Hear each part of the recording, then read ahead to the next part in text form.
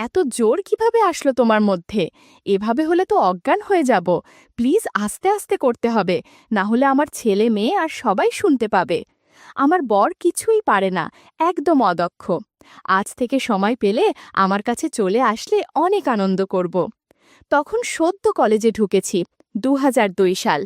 পাড়ায় একটা বাড়ি দীর্ঘদিন খালি পড়েছিল। একদিন কলেজ থেকে ফেরার পথে হঠাৎ দেখি বাড়িটায় তালা খোলা, আলো জ্বলছে। কি ব্যাপার? দেখতে ঢুকলাম। দেখি হল ঘরে আমার মা দাঁড়িয়ে এক অল্প বয়সী সুন্দরী ভদ্রমহিলার সাথে কথা বলছে। দেখে মনে হচ্ছে সদ্য বিবাহিতা। আমার তখন সদ্য ১৮। মহিলা ২০ কিংবা ২২-এর বেশি হবে না। প্রায় আমারই মতো উচ্চতা, গায়ের রং ফর্সার দিকে, গঠন আর সাধারণ ৪-৫কা বাঙালি মেয়েদের মতো। কিন্তু চোখ দুটো দেখলে যেন মন জুড়িয়ে যায়। হঠাৎ ভেতরের ঘর থেকে এক ভদ্রলোক বেরিয়ে এলেন। সুপুরুষ চেহারা, ২৫ কিংবা ২৬ বয়স হবে। আমায় দেখেই বললেন, আরে তুমি তো ঋষি, তোমার মায়ের কাছে এতক্ষণ তোমার ব্যাপারেই শুনছিলাম। তুমি তো পড়াশোনায় খুব ব্রিলিয়েন্ট, জয়েন্টে ২২৫ র‍্যাঙ্ক করা কি মুখের কথা? আমি শুভদীপ, আমার স্ত্রী কোয়েল। পরে জানলাম শুভদীপ তার বাড়ি মালদায় আর কোয়েল বৌদির বাড়ি শিলিগুড়ির কাছে গ্রামে। শুভদীপটা একটা নামী কোম্পানির সেলস ম্যানেজার আর বৌদি গৃহিণী। সদ্য বিয়ে হয়েছে। ওদের বাড়ির আর আমাদের বাড়ির মাঝে এক টুকরো ছোট্ট ফাঁকা জমি ছিল, আর ওদের বাড়ির পিছনে আর অন্য পাশে বেশ বড় পুকুর। ধীরে ধীরে দু বাড়ির সখ্যতা গড়ে উঠল। দাদা সকালে বেরিয়ে রাতে ফিরত। আমি মাঝে মাঝে বৌদির জন্য দোকান করে দিতাম। দাদা বৌদির সাথে ভালো বন্ধুত্ব তৈরি হতে লাগল। পাড়ার আর কোনো ছেলের সাথে বৌদি কথা বলতেন না। সদ্য বিবাহিতা সুন্দরী বৌদি অনেকের ফ্যান্টাসির কারণ হয়ে থাকত, আর আমি হয়ে গেলাম অনেকের হিংসের পাত্র। একদিন শীতের দুপুরে আমি আর ভাই দুপুরে ছাদে ক্রিকেট খেলছি। একটা লুজ বল তুলে মারতেই সোজা উড়ে গেল দাদাদের বাড়ির দেয়ালের ভেতর। আমি মেরেছি। খেলার নিয়ম অনুযায়ী আমাকেই বল কুড়িয়ে আনতে হবে। অনেকক্ষণ বাগবিতণ্ডা করে গেলাম। খালি জমি পেরিয়ে আমি দেয়াল ডিঙিয়ে ঢুকে গেলাম। বল পেয়ে গেলাম হাতের সামনেই।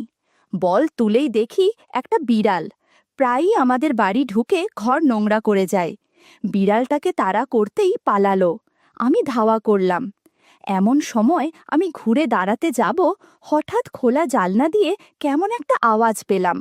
জালনা দিয়ে দেখলাম দাদা আর বৌদি কাজ করছে। পিছনে পুকুর বলেই হয়তো জালনা বন্ধ করেনি। দুজনে কাজ করতে একদম ব্যস্ত। বৌদি কালো কুচকুচে একটা লাঠি ধরে কেমন যেন করছে। বন্ধুরা, তোমরা নিশ্চয়ই বুঝতে পেরেছ আমি কিসের কথা বলছি। বৌদির চুল এলোমেলো হয়ে আছে, ঘরও কিছুটা অগোছালো। একটু পর কাজ করতে করতে দাদা দুটো বল হাতে নেয়। বল দুটো দেখতে ভারী সুন্দর, যে কেউ নিতে চাইবে। আমি তাদের কাজ দেখেই অবাক হচ্ছিলাম। দিন দুপুরে কেউ এভাবে কাজ করে নাকি? এই কাজই ছিল আমার প্রথম সামনাসামনি দেখা। বেশিক্ষণ কাজ করল না। সামান্য কিছু করেই দাদা একদম ক্লান্ত হয়ে গেছে। এদিকে বৌদির চেঁচামেচিও থেমে গেল। বুঝলাম দাদা কাজ শেষ করে ফেললেও বৌদি এখনও কাজ করতে চাইছে। বৌদির মুখে বঞ্চনার ছাপ। দাদাকে বলল, আজও পারলে না? তোমাকে দিয়ে কিছুই হয় না। এরপর বৌদি রেগে অন্য ঘরে চলে গেল। বুঝতে পারলাম বেশি ছোট আর দুর্বল লাঠি দিয়ে কাজ করতে পারে না দাদা। দাদা অপরাধীর মতো মুখ করে বসে গেল। আমি তাদের দেখে পালিয়ে এলাম চুপিসারে। এরপর থেকে বৌদিকে নিয়ে ভাবতে লাগলাম, কিভাবে তাকে কাজে সাহায্য করা যায়। বৌদি আমাকে প্রায় স্নেহ করত, হাসি ঠাট্টা করত, কারণ আমি তখন একটু স্বাস্থ্যবান ছিলাম। চাকরি করার পর জিম করে চেহারা ভালো করেছি। সেদিন ভর দুপুরের ঘটনা দেখার পর থেকে বৌদি সামনে আসলে আমার মধ্যে অদ্ভুত অনুভূতি হতো। কলেজে গার্লফ্রেন্ড হয়েছে, কিন্তু নিতান্তই প্লেটনিক। হাত ধরাটাই বড় ব্যাপার ছিল। দুজনেরই অপরিণত বুদ্ধি। আর নামি কলেজে পড়তাম বলে ক্লাস ফাঁকি দিয়ে ঘোরার দস্তুর ছিল না। বাইরে চেনা কেউ দেখে ফেললে বাড়িতে বকুনির ভয়ও ছিল। এর মধ্যে দোল এলো। আমি বেশি রং খেলি না। দোলের দিন সকালে বেল বাজল। দেখি কোয়েল বৌদির গলা। কাকিমা, আবির খেলবেন না? মা বলল, আগে রান্না শেষ করি, পুজো দিই, তারপরে তো। তবে রিশু যদি খেলে ওকে সঙ্গে নিতে পারো। আমি ঘরে বসেছিলাম। হঠাৎ সামনে একটা রং মাখানো হাত, আর পর মুহূর্তে ওটা আমার মুখে অতর্কিতে আক্রমণ। আমিও কিছু বোঝার আগে দেখি বৌদি পালাচ্ছে। আমি ধাওয়া করলাম, কাকিমা বাঁচান, দেখুন রিশু কেমন তাড়া করেছে। মা হাসছে। বৌদিকে সিঁড়ির নিচে ধরে ফেললাম। রাস্তা আটকে এইবার কোথায় যাবে? বৌদি বলে, ছেড়ে দাও প্লিজ, ঘরে কাজ আছে, কাজ শেষ করে খেলবো। খুন করা ঝিলিক চোখে। আমার রং ওপরে রয়ে গেছে। দেখি বৌদির কোমরে রঙের প্যাকেট। এক ছোঁ মেরে রং নিয়ে মাথায় উপুর করে গালে দিলাম। বৌদি তাল সামলাতে গিয়ে একটু পড়ে গেল, সাথে একটু ওগোছালো হয়ে গেল। আমি তো পুরো অবাক হয়ে গেলাম। বৌদির কাছে দুটো রঙিন পানি ভরা বেলুন। বেলুন দুটো বেশ বড় দেখাচ্ছিল। বন্ধুরা, তোমরা নিশ্চয়ই বুঝতে পেরেছ কিসের কথা বলছি। একটু পর বৌদি নিজেকে সামলে নিল। আমিও দরজা খুলে দিলাম। এর মধ্যে মা এসেছে। বৌদি বলে, যা দুষ্টু ছেলে, বেশি বার বেড়েছে। সেদিন খুব হোলি খেললাম, বৌদিকেও রং দিয়েলাম। সেদিন রাতে শুয়ে শুয়ে সারা দিনের কথা ভাবতে ভাবতে ঘুমিয়ে গেলাম। দিন যেতে থাকে আর আমি বৌদিকে দূর থেকে দেখতে থাকি, কিন্তু কোনো কিছু বলার বা করার মতো সাহস হয়নি। দেখতে দেখতে অনেক বছর কেটে যায়। এখন আবার বয়স ২৬ হয়েছে। সুঠাম চেহারার যুবক। ইঞ্জিনিয়ারিং শেষ করে সেই থেকে বাড়ির বাইরে চাকরি করি। পুজো পার্বণে কলকাতা আসি, কিন্তু কোয়েল বৌদিরা তখন থাকে না। ইতিমধ্যে আমার বিয়ে হয়েছিল, ভেঙেও গেছে। সাউথে চাকরি করি। বৌদির সাথে দেখা হয়নি অনেক বছর হয়েছে। এর মধ্যে বৌদির ২ মেয়ে হয়েছে। ছুটিতে এলে মা বলে, বৌদি তোর কথা জিজ্ঞেস করে, তুই তো একটা ফোনও করতে পারিস। এর মধ্যে আমি একটা বিশেষ কাজে কলকাতা গিয়েছিলাম এই বছর, দোলের সময়। দোলের আগের দিন বাড়ি পৌঁছে দেখি বৌদি মায়ের সাথে বসে আছে। সেই একই রকম আছে, শুধু চেহারায় একটু ভারী ভাব এসেছে। বৌদি আমায় দেখেই হাসি দিয়ে বলল, ও মা, রিশু যে, পুরো বদলে গেছো। ওই সুমি, ওই দোয়েল, আয় রে দেখে যা তোদের রিশু খাতুকে। তোর দাদা যা খুশি হবে না, কত দিন পরে এসেছিস। পরের দিন আমরা খুব করে দোল খেললাম, ২ বাড়ি মিলে। বিকেলে বাবা বলল, একটা সারপ্রাইজ আছে তোর জন্যে। আমরা তোকে না বলে চাঁদিপুর বেড়ানোর ৭ দিনের প্রোগ্রাম করেছি। তোর দেবল জেঠু ওখানে একটা বাগান বাড়ি কিনেছে। দারুণ জায়গা, একদম নিরিবিলি, ভালো খাওয়া দাওয়া। তুই তো ১৫ দিন থাকবি। আমি তো খুব আনন্দ পেলাম। এত দিন পর বৌদির সাথে দেখা। দুজনেরই বয়স বেড়েছে, কিন্তু খুনসুটি একই আছে। আমাদের দুজনের সম্পর্ক খুব ভালো ছিল। বৌদি আমার থেকে মাত্র ১.৫ বছরের বড় বলে আমরা ভালো কানেক্ট করতে পারতাম। কিন্তু আমি কোনো দিন বৌদিকে আমার সেই দিনের অভিজ্ঞতা টের পেতে দিইনি। মেলামেশাটা অনেক নিষ্পাপ ছিল। বৌদি আমার সাথে দেদার আড্ডা দিত। অনেক দিন পর বৌদির সাথে আবার আড্ডা দিতে পারবো, সেটাই অনেক মজা। বৌদির প্রতি একটা আকর্ষণ ছিল না, একটা ভালো লাগা আর একটা অদ্ভুত টান ছিল আমার। সেই বৌদি আজ দক্ষ গৃহিণী, ২ বাচ্চার মা, কিন্তু কথা বলতে গিয়ে দেখলাম সেই ১০ বছর আগে দেখা সেই আগের মানুষটাই। পরের দিন আমাদের বেড়ানোর কথা, কিন্তু দাদার হঠাৎ অফিস থেকে কল এলো, বলে ছুটি ক্যান্সেল, ১৫ দিনের জন্য সিঙ্গাপুর যেতে হবে। আমরা বললাম বেড়ানো ক্যান্সেল করে দিই। দাদা বলল, রিশু তো আছে, তোমরা ঘুরে এসো, আমায় না গেলেই নয়। দাদার কথা শুনে বৌদি রাগে ফুলে উঠছে। সে জীবনে কোনো আনন্দ দিতে পারল না। একটা লোক জুটেছে আমার কপালে। বৌদি আমাকে দেখে সামলে নিল। আমি বললাম, আহা বৌদি, কাজ থাকলে কি করবে বলো, আমিও তো সেবার আমার বোনের বিয়েতে আসতে পারলাম না। বৌদি বলল, তুমি জানো না, তোমার দাদার পাড়ায় মাসির বাড়ি থেকে কলেজে পড়তাম। আমার শ্বশুর আমার মেশোকে বলে বাবাকে ধরে জোর করে বিয়ে দিয়ে দিল এই লোকটার সাথে। তারপর থেকে খেতেই চলেছি, কিন্তু সামান্য আনন্দ পাই না। একা একা রাতে ঘুমায়। আমি বললাম, ছাড়ো না বৌদি বেরসিক ঢোলটাকে, আমরা খুব মজা করব, আমি তো আছি, খুব আড্ডা দেব। আচ্ছা, এই কদিন আমি তোমার দেওর কম বয়ফ্রেন্ড বেশি থাকব। দেবর মানে জানো, ১.৫ গুণ বর, মানে বরের ১.৫ গুণ আনন্দ। বৌদি এবার হেসে বলল, তাই নাকি?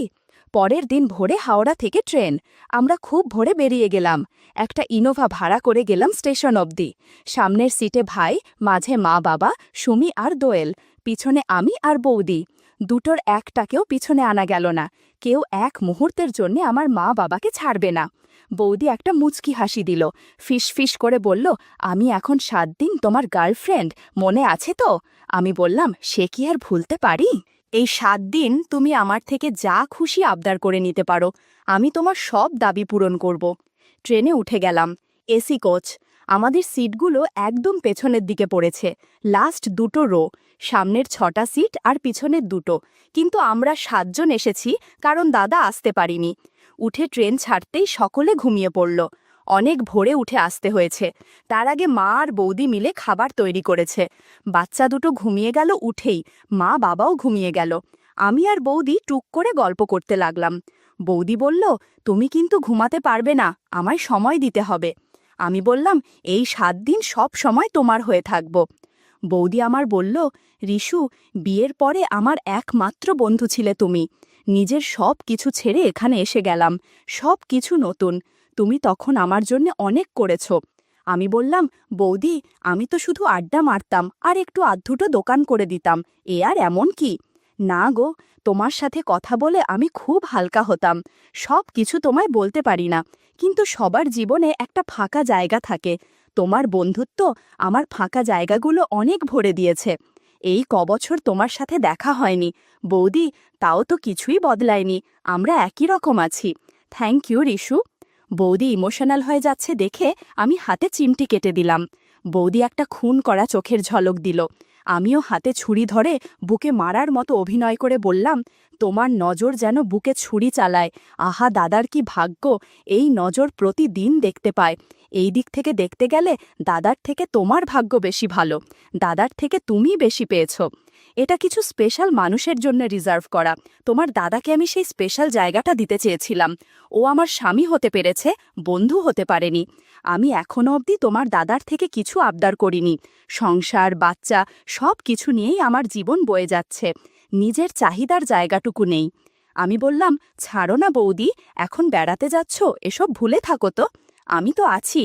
সে বলল, ছাই আছো, কেমন বয়ফ্রেন্ড তুমি, জীবনে কি প্রেম করনি, জানো না গার্লফ্রেন্ডের সাথে কি কি করতে হয়? মনে মনে বললাম, পরে টের পাবে কেমন আমি। বৌদি বলল, জানো, আমার কলেজ লাইফে একটা বয়ফ্রেন্ড ছিল, সেই হিসাবে তুমি আমার দ্বিতীয় বয়ফ্রেন্ড। আমরা পার্কে ঘুরতে যেতাম, একদিন বাড়িতে এসেছিল, কেউ ছিল না। সেদিন অনেক কিছু হয়েছিল, কিন্তু আমি মজা তো পাইনি, উল্টে এমন ব্যথা পেয়েছিলাম যে কিছু করার আগেই আমি ওকে অন্য ঘরে চলে গিয়েছিলাম। বৌদির চোখের কোণে জল চিকচিক করে উঠল। খুনসুটি করতে করতে চলে এলাম গন্তব্যে। জেঠুর বাগানবাড়িটা বেশ বড়, খোলামেলা, বড় জানালা, লাগোয়া পুকুর, সামনে লন, তাতে স্লিপ, ঢেকি লাগানো দোলনাও আছে। নিচে রান্নাঘর, খাবার ঘর, বসার ঘর, একটা বড় বেডরুম, ওপরে 4টে বেডরুম, খুব পরিষ্কার। জেঠু এই বাড়িটা পিকনিক, বিয়ে এসবের জন্য ভাড়া দেন আর মাঝে মধ্যে নিজে এসে থাকেন। নিচের বেডরুমটায় 6 জনের শোবার ব্যবস্থা, ওপরেরগুলোয় 2 জন করে। নিচেরটা সুমি আর দোয়েল দখল করে নিল, বলল আমরা দাদু দিদার সাথে থাকব। ওপরে আমি, ভাই আর বৌদি এক একটা করে রুম নিয়ে নিলাম। রুমগুলোর পিছনে বারান্দা, বারান্দাগুলো জোড়া, একটা থেকে আর একটা অনায়াসে যাওয়া যায়। প্রত্যেক রুমে লাগোয়া বাথরুম আছে। বাচ্চা দুটো চলে গেল খেলতে। ভাই খুব ঘুমকাতুরে, ঢুকেই ঘরে খিল দিল। মা আর বৌদি লেগে গেল জোগাড় করতে। কাজের লোক বলল, মাজি, আমরা সব করে নেব, আপনারা বিশ্রাম নেন গিয়ে। ওরা ঢুকতেই দিল না। বাবা বসে গেল বই নিয়ে। আমি সমুদ্রের ধারে গিয়ে ছায়া দেখে বসলাম। বাগান, বাগানের পরে বীচ, তারপরে সমুদ্র। দুপুরে আমি আমার ঘরে ঢুকে গেলাম। ঘরে ঢুকেই দরজা দিতেই বারান্দার দরজায় টোকা। বুঝতে অসুবিধা হলো না, বৌদি এসেছে। তড়ঘড়ি দরজা খুলে ঘরে ঢুকিয়ে নিলাম। জানলা বন্ধ করে এসি চালিয়ে নিলাম। বৌদি জানলার কাছে দাঁড়িয়ে সমুদ্র দেখতে লাগলো। আমার আর বৌদির ঘর পাশাপাশি, বাইরে হলরুম আর হলের উল্টো দিকে 2টো বেডরুম। ওর একটাতে ভাই আছে। আমি বৌদির কাছে এসে পিছনে দাঁড়ালাম, বললাম, কিছু কাজ জমে আছে, সেগুলো করতে হবে। ধীরে ধীরে আমরা কাজ করতে শুরু করলাম। বৌদিকে বললাম, চিন্তা করো না, আমি দাদার মতো এত তাড়াতাড়ি ক্লান্ত হই না। আমার কথায় বৌদি খুব খুশি হলো। কাজের সময় অনেক শব্দ হচ্ছিল, তবুও খুব আস্তে আস্তে করছি যাতে বাইরে কেউ টের না পায়। আমরা কাজ চালিয়ে যেতে থাকলাম। 2 ঘন্টা কাজ করার পর অনেকটাই এগিয়ে এসেছে। অনেক ক্লান্ত লাগছিল, তাই বিশ্রাম নিয়ে নিলাম। রিশু এই প্রথম কারো সাথে কাজ করে ভালো কাজছে। সময় পেলেই এভাবে আমাকে সাহায্য করবে।